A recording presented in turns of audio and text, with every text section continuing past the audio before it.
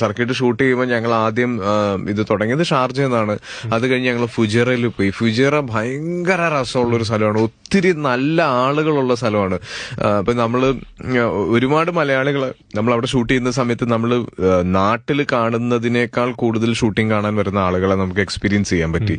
നല്ല ഭക്ഷണം കഴിക്കാൻ പറ്റി. ഇപ്പൊ പ്രത്യേകിച്ച് തമറിന്റെ ഒരു ഗുണം എന്ന് പറഞ്ഞാൽ തമർ ഒരു പ്രവാസിയാണ്, വർഷങ്ങളായിട്ട് അവിടെ സെറ്റിലായിട്ട് അവിടെ ജോലി ചെയ്യുന്ന ഒരാളാണ്, ഫാമിലി വൈസ് സെറ്റിൽഡ് ആണ് അദ്ദേഹം.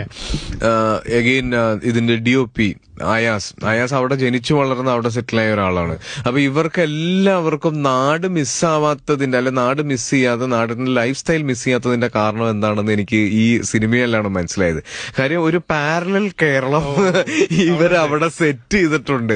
ഇവർക്ക് ചായ കുടിക്കാൻ, വൈകുന്നേരം പോയി ഒരു സമോർ ടീ കുടിക്കുന്ന സ്വഭാവം മുതൽ ഉച്ചയ്ക്ക് ഊണ് കഴിക്കാൻ, ബിരിയാണി കഴിക്കാൻ, നെയ്ച്ചോറ് കഴിക്കാനുള്ള ഓപ്ഷൻ ഈ പറയുന്ന എല്ലാ സ്ഥലത്തും. ഇപ്പൊ ഞങ്ങൾ ഫുജറെ ഷൂട്ട് ചെയ്യുമ്പോൾ നമ്മൾ സ്ഥിരമായിട്ട് പോയി കഴിക്കുന്ന ഒരു റെസ്റ്റോറന്റ് ഉണ്ട്. അവിടെ വൈകുന്നേരം പാൽക്കപ്പയും ബീഫും കിട്ടും.